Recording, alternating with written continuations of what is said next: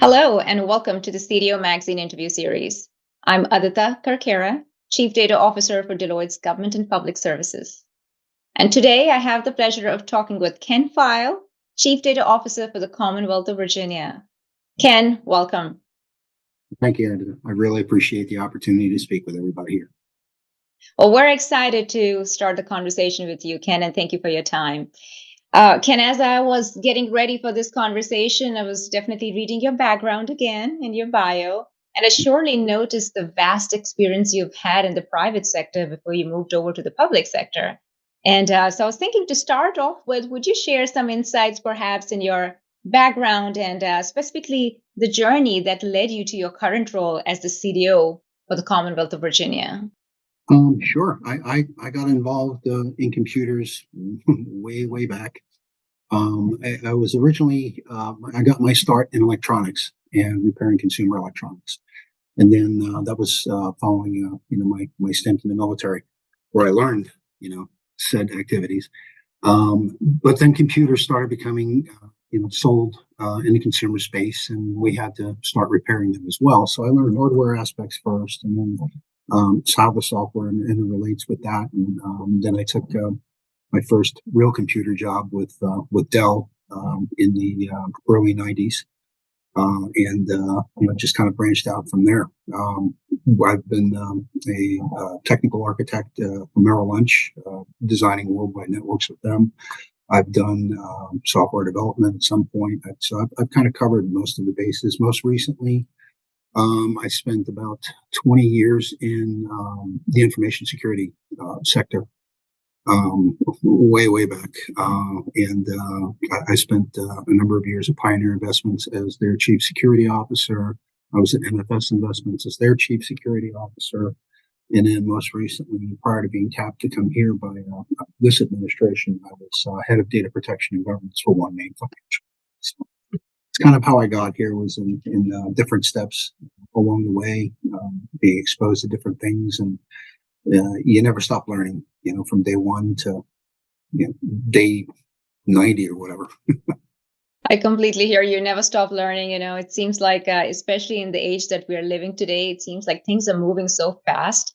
Seems like if you're not caught up each day or each week, you're left behind. So it seems like to me, that's the mantra that I live by, is like never stop learning, always trying to do something new and keeping up with the pace. But what a fantastic journey you've had, Ken, from the private sector to now in the public sector, serving and leading the data office for the Commonwealth. Tell us a little bit about where your office is situated in the organizational hierarchy. And I ask that because every time I talk to a CDO, whether in the state government space or the federal space, the answer is always slightly different. So I'm Right. curious, how are you situated, and how is the office looking like for you? Well, our office and my position as chief data officer are codified in Virginia law. And that was done, I believe, in 2019. We became an agency officially in July of 2021. So I report to Secretary McDermott, who's Secretary of Administration. She has responsibility and oversight of all the technology throughout the Commonwealth, more specifically the Virginia Information Technology Agency, or VITA. The Chief Information Officer of the Commonwealth, Bob Osmond, he's my peer. We both report to Secretary McDermott. So we have a very good working relationship. Bob provides the infrastructure and the networking and everything underlying it. And we provide the data and data services, and working with over 100 agencies, really, and about 103 localities in working with data throughout the Commonwealth. That's our directive, and that's kind of how we're situated. That's really interesting, Ken. Thanks for sharing that. And when you talk about these different 100 agencies, can you talk a little bit more about the kind of work that you're driving amongst them at the position that you are with the Office of the CDO? Are you driving operational work with these agencies? Are you focused more on the strategy side? Curious what your responsibilities look like as you engage with these agencies. Well, there's a number of things that we are doing. First off, we're mandated by Virginia law to provide the governance standards, across the Commonwealth. So We do that in partnership, and we do that through a three-tiered hierarchy. We have the Virginia Data Advisory Commission, which consists of both members of the House and Senate are on them, as well as most of the governor's cabinet participates in that. So that's kind of a top-down approach. We have the Executive Data Board, which is a representation by 9 voting members, which are heads of agencies that have very either mature or large-scale operations, so that we can kind of proliferate the best standards across the Commonwealth. And then we have a Data Governance Council, which further enforces and recommends government standards across the Commonwealth that we kind of proliferate. And then underneath that, we have an informal data stewards group, and that's more the meat and potatoes part of where everyone gets to learn their collective responsibilities when handling data and using data and owning data and things of that nature. One of the things that we were mandated a few years ago by the Virginia Data Advisory Commission was to commission a study and kind of a survey of all the agencies to see where they felt their maturity lied within data management. And so we used DIMBOK standards, and we created what we call the DMMA, or Data Maturity Management Assessment. And we had, I think, out of 63 agencies that we solicited, we had, I believe, about like 53 that actually responded. And we kind of asked them questions, everything about their culture and the support that they get from the higher levels, or lack of support in some cases.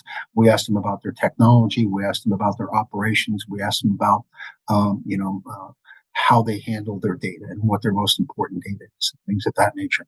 And so we use that to kind of drive a little bit further and say, well, we have XYZ agency that has a very mature and robust, program going regarding data. Now, how can we leverage some of the good things that they're doing and proliferate that and kind of lift up the agencies that really aren't so good? So we had on a range of a score of 0 to 4, 0 being non-existent and 4 being, the best, absolutely can't even think of anything better to do. We had scores ranging from about 1.3 up to about 3.7. And so on the higher end of the scale, you have to kind of, you trust but verify. And once you dig a little bit deeper, sometimes they understand that they're not as well off as they thought they were, in which case, then there's some help that we can give. But a lot of the cases, they were really very honest and spot on, because they know that the places with the lower scores are going to get more concentration, and they're going to get more attention, because their mission is every bit as important as every other agency. And ultimately, what we want to do is we want to serve every Virginian as best as we can. And we break that down from the governor's objectives. When the governor came in, he said he wants to make this the best place to live, work, and raise a family. So, I mean, those are the 3 big buckets, right? And then you start looking at strategic objectives underneath that.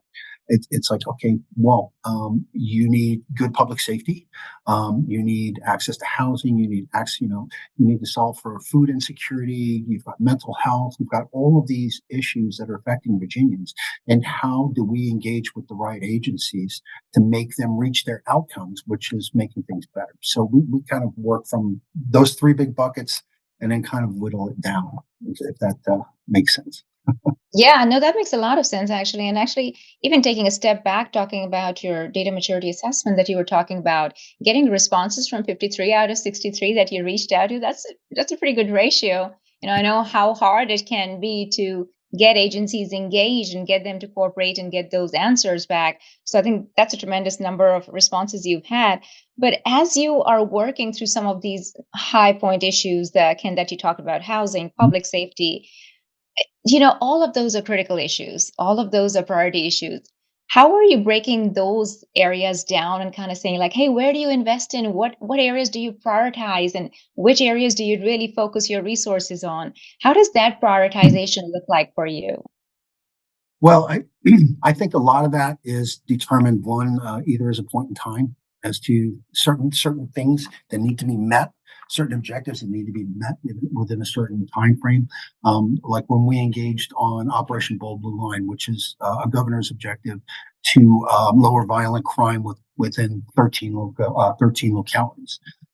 We were instrumental in facilitating all of the data collection, transfer, dashboards, analytics, that sort of thing, so that Secretary Cole and his folks and the governor can make the right decisions regarding, okay, well, we need a police surge, or we need to supplement with Virginia State Police at these Yeah. particular times in these particular areas, and those sorts of things. Probably the biggest impact regarding that was with Petersburg, and watching the crime rates drop in Petersburg, as well as the engagement of the Partnership for Petersburg. Partnership for Petersburg is another governor's objective to kind of uplift the community. They had found that everything from food insecurity exists because they didn't have any large grocery chains. The maternal mortality rate was higher than anywhere else. A number of mental health issues that needed to be solved for displaced veterans, all of that collectively. We help with the data part of that to actually make a difference. And we're trying that with the rest of the 13 localities. But just the drop in the crime rate across these 13 localities, and number of drug seizures. I mean, for example, using some of this information, they took during, I think, a 1 year period, they took 47 pounds of fentanyl off the street. So, I mean, you can't say enough about the results. But it's just getting to that point. Yeah. Um, we've been really, really fortunate to have top-down support from the governor and first lady to every member of the cabinet. And I have a lot of the times a cabinet member will stop in here and ask me and say, "How are we doing? Do we have all of my agencies in the data trust? Are we doing things that we need to be doing?" And most of the time, if there is an issue, I can generally raise it with them, and they'll go right back to that agency head and say, "You need to sit down with him, and you guys need to figure this out." So it's huge support we've gotten for our program. Well, Ken, I know you're extremely busy, and I can't say enough about how much I appreciate your time in talking with us today. So thank you so much, and hope to continue to talk to you in later in the year. Absolutely, and thank you guys for the opportunity to kind of express some of my views. Absolutely. Thank you so much, Ken. And for everyone else in the audience, please continue to stay tuned and look out for further interviews with government sector leaders. Thank you.